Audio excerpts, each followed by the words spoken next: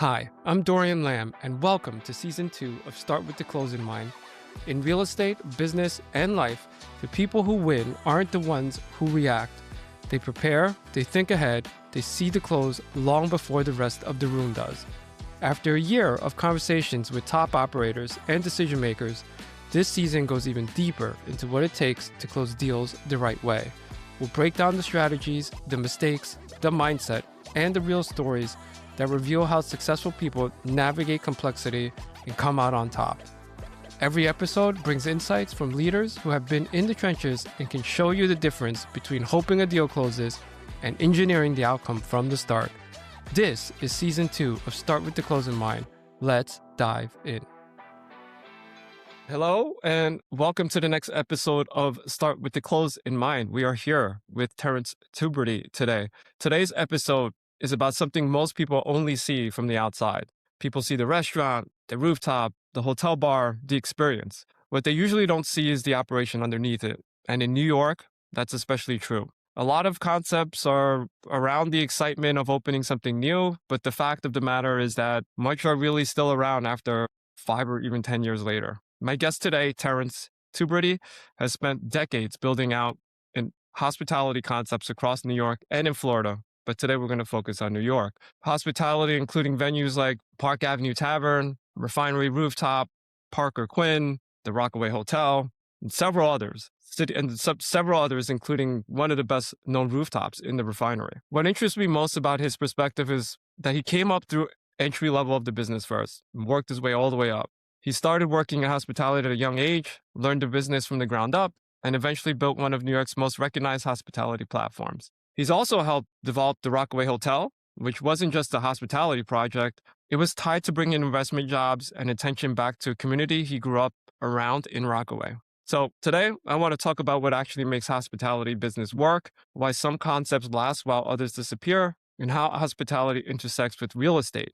That's what we are at the end of the day, real estate, and what operators learn after years of being inside the business. So Terence, welcome to the show. Let's start with your background and how you even got into hospitality. Thank you for allowing me to share my story, Dorian.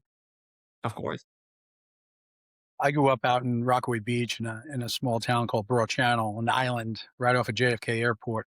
There's 2 inhabitable islands in New York besides Manhattan, Long Island, the City Island, and then there's Broad Channel Island.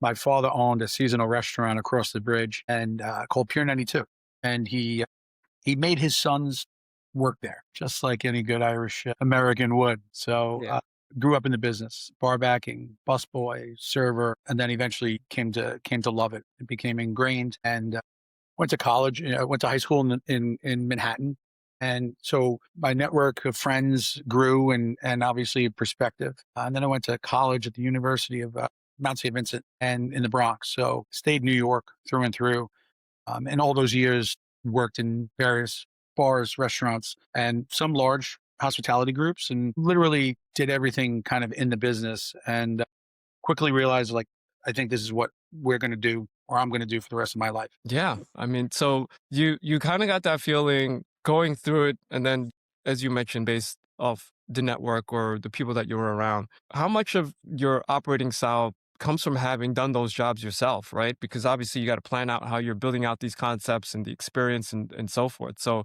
could you reflect a little on that? Yeah. What you quickly learn is there's no job beneath you.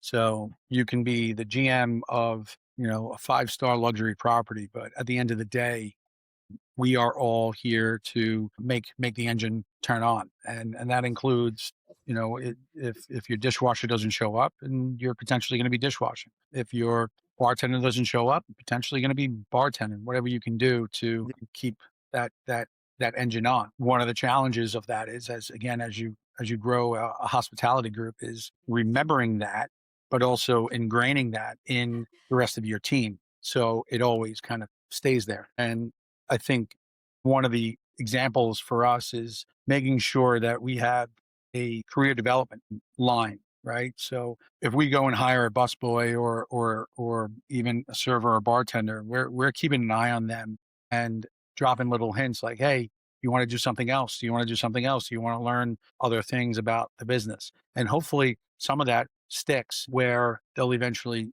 either move into management and then eventually either open up their own place or open up a place with us. So I think through the years, again, remembering that humility of just, again, like, there is no job beneath you. Yeah, I love how you're what I would call nurturing the group that, works together with you and helping operate what you have. So, I feel like many people really misunderstand hospitality sometimes, right? Whether it be a restaurant or a rooftop. From your mind, as you plan for it, it, what is hospitality to you? Is it about the food? Is it about the drinks? Is it about how it looks? Is it all of it? Like, where do you start? There's so many definitions of hospitality, and number one, it's ingrained in us as humans, right? On both sides of it. To be of service, right? There is a certain, you know, humane ideal there, right? And then to be served. Both things on both sides of that coin touch the deepest parts of what it is to be human. And so hospitality means to be human at the end of the day. And what I try to, instill in myself is that we are of service. Food, quality, all those things are very important, and those are cogs in that wheel. But at the end of the day, it's how we're making our guests feel, and how you make your guests feel is anticipating their needs, seeing it before they come, noticing it. Why are they there? One of the first things that we teach our hosts and our servers is understanding, like, why is this guest there? Are they there for a business meeting? So let's not interrupt them too many times. Let's not go through the whole spiel. Is this your first time here? All those things that you Yeah. kind of expect. They want to meet. They don't want to be interrupted too many times, but they want a good service, and usually get in and out of a lunch meeting 45 minutes to an hour, right? Or at night, if they go into a rooftop, identifying them, they're here for a special occasion, right? They want a special table, and then recognizing them and hitting them with a glass of champagne as they come in, or just providing a little bit more elevator, a little bit more attention to their service. So it's so many different facets to hospitality. It's not just one defining moment or thing. Yeah, that's great, Terrence. What I love about what you said is that it's human, right? And ultimately, being human it leads down to feelings and how you feel about the experience. And the way you defined it, you can apply it, I feel, to many other aspects of life. But it's being aware, right? Being aware of your situation, being aware of what's going on, and not just being a template and adjusting it according to what the situation is, who the people are, what time it is. So there's a lot that goes into that in general, just from, like you said, of service. Now, opening a venue is already really hard. What I'm sure that has a part to do with it, but if you were to kind of think back upon your experience, what would you say is kind of your not so much trick, but what is some of the reasons why you're so good at keeping places relevant Well, longer? 'Cause I feel like that's I'm the not sure hardest about part that. of hospitality. Thank you. But I think remembering, obviously, like, some of the places that have been open for quite a while. I'll take Park Avenue Tavern, for instance. We just celebrated our 15th year. Yeah. It's just remembering who we're serving. And luckily there, we're on 39th Street and Park Avenue, and we border a residential neighborhood, and we border a very commercial neighborhood. And we have office tenants above us and above, and then we have, neighbors. And going back to that fact of, like, we have to make sure that the hospitality isn't so corporate driven there, that there is a balance between our specials, whether it be on a Saturday, Sunday, where a lot of the residents are going to visit us, or on a Monday, Tuesday night when we're slower, where a lot of, the suits aren't coming in. Yeah. And again, just, you hit the nail on the head, just being aware. So Park Avenue Tavern, even just designing or concepting the space, there was two or three restaurant concepts there that turned over probably in a 12-year span. And we've been there 15 years. We did a very classic style, very classic tavern style. And we thought that really important that have that center bar. And all those little minor details actually add up, I think, to its longevity. And you don't realize it until you're, you're looking back, like, man, that was a smart thing we did there, whether it was by accident or intentful to do it. And then recognizing that, hey, how do we replicate what worked there Mhm. somewhere else? How do we, Park Avenue, Parker and Quinn, which is right down the block on the 6th Avenue side, is Park Avenue Tavern 2.0. And we wanted to kind of replicate what we did there because it was successful. And again, we're now in our 13th or 14th year there, and we're as successful today as when we first opened, which is, you can't say that for a lot of restaurants in New York. And it's painstakingly, through multiple mayor administrations and multiple governor administrations and laws changing and the ABCs of all the bureaucratic kind of bullshit that you have to deal with. Yeah. It is no wonder why restaurants struggle in New York, especially, but across the country. It's just, you have to hit, like flying an airplane, right? 2 million things have to come together for an airplane to work. All those things need to work together. It's same goes for a restaurant, right? Even before somebody's getting there, you're looking at your online profile, you're looking at your social media feeds, you're looking at your reviews, so like even the curb appeal back in the day, like, man, that's a really beautiful place outside. You're realizing that the beautiful place outside starts online. And when people get there, the expectations kind of need to match what you're putting out there. Restaurants didn't have to deal with that 25 years ago. They really Yeah. they had to worry about a few reviews. They had to worry about consistent base, but now there's so many more different facets, and layer into that, as the reservation systems, the delivery systems. It is mind-boggling what a restaurateur has to face and the challenges and keeping up with it. Yeah. Besides putting a cold, a salad or a cold, hot meal Right. out to a guest, which is challenging in itself. So I don't Yeah. know where the It question went, but I'll keep going. no, I mean, look, you're definitely answering it, right? And it's already known out anecdotally that it's hard to start a restaurant, operate it, and have it persevere. You've done it how many times over now? I mean, how many different concepts in I mean, we've restaurants? opened, well over 30 places, and currently we have about 18, 19 concepts open, but things don't work out sometimes, and you have to pull the plug on them, and other things, like you lose your lease, neighborhoods change around you. Yeah. And that's just nature of the beast. I mean, that's why you really need to think long term, Yeah. right? I When mean, you're concepting. I mean, 30. I mean, that's astounding, right? And Yeah. you're already kind of hitting on where I want to cover next in terms of, in general, it just feels like everything's working against you, right? And you have to kind of combat that and work through it. A big part of it is real estate, right? At the end of the day, start with the close in mind is a real estate show. And there's a high element of finding the right real estate and then the owner of the real estate and ultimately what becomes a partner in the business. What I feel you hear often are, generally it's not even the restaurant when it does move on. It's whoever owns the building or the owner of the location itself that kind of gets in the way. What are your kind of, and you could reflect on being fortunate, but I feel like a big part of it is also understanding who you're working with. How do you go about figuring out whether or not somebody's operator friendly, right? Unfortunately, in New York, especially, your business relies on a really strong landlord tenant relationship, right? And also setting the ground rules up right from the start with the lease and lease negotiations. And then eventually, as far as like as our hospitality group, we are looking to be an amenity of a building or amenity of their portfolio.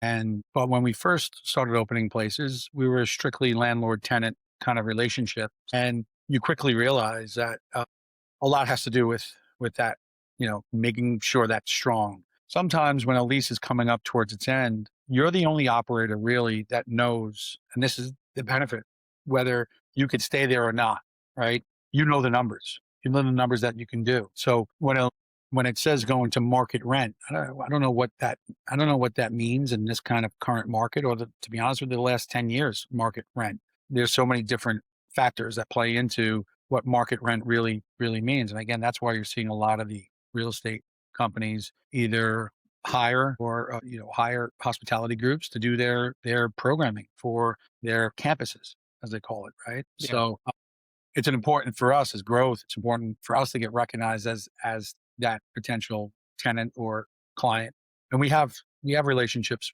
like that currently, which have worked out well. But at the same time, like, there's still a number that is still debt service. There's still Yep. things that they need to do Yeah. to pay for And it's funny when landlords would say, I'm not in the restaurant. I'm not in the restaurant business. You are. And our response always back is, then if if you're not in the restaurant business, then why do you think you could charge certain rents that you think you can? If you don't understand anything about the restaurant business, we're telling you what we think we can do, and let's come up Mm. with an agreement that protects your downside, protects our downside, and then on the upside, potentially everybody wins. And Yeah. that's the kind of relationships you want to develop. And then, Yeah. quite honestly, you also just want to buy your own building if you can, and then you're in charge of your own destiny. Yeah. I mean, you're going to be always the best tenant to your own building, right? That you own. Yeah, usually, Yeah. usually. Yeah. I mean, we have that situation here, obviously completely different thing, but in general, that's, in the back of everyone's mind, but you have 30 different concepts, right? It's easier said than done to say, let me just buy 30 buildings, right? Especially in Manhattan. Yeah, and again, we're restaurants run on very small margins, and obviously the last 5 years, 6 years have been extremely challenging. Not only just obviously COVID, but inflation, right? And its compounding effects on payroll, cost of goods, and insurance. Yeah. So, the golden rule was always like, hey, if a restaurant could get 20% margin, it's in the top tier of profit. Now, some of our restaurants are running at a 5 to 7% profit margin, which makes it extremely challenging, because if you have a few bad months of weather like we did, then the pendulum could swing the other way very, very easily. And it's just like one little string gets pulled out, and Yeah. Yeah. it could fall apart. Yeah. And So we're reflecting on just I love your analogy of the airplane in the sky with 2 million different parts that have to work at the same time. And that's the stuff that is somewhat in your control. And what we're kind of going down in terms of covering is that there's just so much that's out of your control between the landlord and all these different things and the weather, right? So with all that said, you took it even a step further and you said, you know what, I'm going to develop my own hotel, right? With the hospitality and a restaurant concept in it. But it wasn't because you wanted another basic concept anywhere. You wanted to do it for your community. I mean, can you tell us a little about what really drove you for the Rockaway Hotel and developing that? I think I think every entrepreneur tries to fill a gap, tries to fill a need. And myself and my partners saw that there was no hotel on 11 miles of urban beachfront property. There was no hotel, not one. And again, 50, 60 years ago, there were thousands of hotel rooms. And it was a decision that developed over the course of years. Even myself, when I lived in Manhattan, and I would come down to Rockaway to hang at the beach, and hang at the bars, and then either I had to crash on my parents' floor, or stay at a friend's house. And I'm like, wait a minute, why isn't there a hotel? And but if you're going to build a hotel, it has to check a lot of boxes for it to be successful, and for it to stand kind of the test of time. Now, that I don't know what the test of time means in the kind of a out in the Rockaway community, but we've been Yeah. open now. We've been open now 6 years. We had a year and a half of COVID kind of regulations and such. And while we're looking at trying to fulfill what the community needs were, is a year-round restaurant, right? A banquet facility where even locals don't have to leave the beach to have a wedding. They could have a wedding on the peninsula. People from the mainland could come here and have a wedding and a banquet facility. And then on top of that, like showing, like, I think there's a certain beauty to Rockaway, and the people that get it, but it takes a little while. And there's been so much divestment in the Rockaways for decades, that it takes decades for it to kind of reinvest back in itself. And locally, so many locals here own their own restaurants, they run their own places, they own their own small businesses, and those are the little things that are going to make that are going to stand the test of time for us. Like, that's what's going to make Rockaway successful and put it back on the map of where it was when my parents were growing up, in the 50s and 60s. So instead of everything going out east, or everything going to the shore, or everything going upstate, we have a ferry from Wall Street that could get here in 45 minutes. We have a beautiful national park that we sit in the middle of. And again, on top of that, we have 11 miles. We're 15 minutes from one of the largest airports in the world. So like all those things like make a lot of sense. Obviously, you're building something that's going to take a lot of time. So, and Yeah. understanding that and being patient with it. And that's obviously a challenge. Yeah. But at the same time, you see it in other ways, which is like extremely rewarding. And it's not me. It's a team here. It's a few hundred employees. It's our locals supporting us. It's all those things that have to all again work together to make it happen. Yeah. Kudos to you on that. And I can't believe it's already been 6 years. So, it's a really great testament to the type of person you are. And thinking from that lens, it's, you've done it all really from the hospitality standpoint, and that you've started, you've operated restaurants, you've started your own restaurants, you help others build the concepts out. You developed a hospitality and hotel concept. So look, the shows start with the close in mind, right? And I think you're the perfect candidate, or the perfect type of guest to kind of reflect on the things that people should be thinking about when they start with, let's say, operating or hospitality in mind, right? I remember very vividly that anytime I was involved in conversations with you and advising others, say with, your success on the Refinery Rooftop, that, there may be some owners that say, I want to put a rooftop bar in my building. And I know your first question is, how many elevators do you have, right? That's exactly what I mean by start with the close in mind, right? It's what are some of the things that you would recommend for those out there that are thinking hospitality, or the owners of buildings that are thinking rooftops? Obviously you could pick anywhere here. There's a lot to talk about from that lens, but what would you say is your kind of first one or two things that you think of would start with the, hospitality concept in mind? Well, it is a young person's business, right? We usually you're employing this is their first job, right? So I'll even go back to like if you're opening your own place, it takes years, months to get approval and to go through it, potentially fundraise, all those things. So I think the first thing you need is patience, which is, sometimes extremely frustrating because you want to get it done, you want to get it open. But so first rule of thumb is patience. You got to be willing to sacrifice all of your weekends, all of your holidays. You have to be willing to sacrifice basically that, 5 day a week work structure, and that this will become a part of your life and your livelihood. And if you're willing to sacrifice all those things, then yeah, go for it. The next part of that is making sure you ask for help, ask for opinions, get feedback, take that feedback, hire the right people to review leases, all of those things that you would normally do. But the first thing is, are you ready to sacrifice time with your family? Are you ready to sacrifice time with your friends? Yeah. All of those things. And what's even better about this industry, which is great, is that you can learn this industry, get paid for it while you're learning, right? So I want to go to culinary school. Fantastic. Have you worked in a professional kitchen before? And I don't care if you're 17 or 18 or 19 years old, you can work in a professional kitchen. You get hired as a dishwasher, and you'll learn more as a dishwasher than you will in any 2-year culinary school. Fact. Yeah. So, you can learn so much while getting paid for it for free. And then you can determine whether, hey, you know what? I do want to work in this business, or I don't. And that's number one. Like, have you worked in this in this business? Well, I like going to restaurants. I want to open up a restaurant. I like flying. I don't fly airplanes. Yeah. Yeah. So So it's a young person's business, right? It comes down to the people, of course, and it comes down to an obscene amount of patience and kind of forethought into the future with regards to what you're really doing and whether or not you want to do it, right? yeah. Well, by the time you realize, hey, this is what I potentially want to do, it's never too late to go and do it. I don't want to make sure that I don't want to take that away. I mean, McDonald's founder, right, started at 52, right? So it's not saying that, but it is a sacrifice that probably when you're younger, you're willing to make because like ignorance is bliss. You don't know what you don't know, and especially in this business. Yeah. So Terrence, I really appreciate your time. I want to start wrapping up though. You know, what are some of the where can listeners kind of follow you? I mean, you have so many different concepts. It's I would just say go to your website.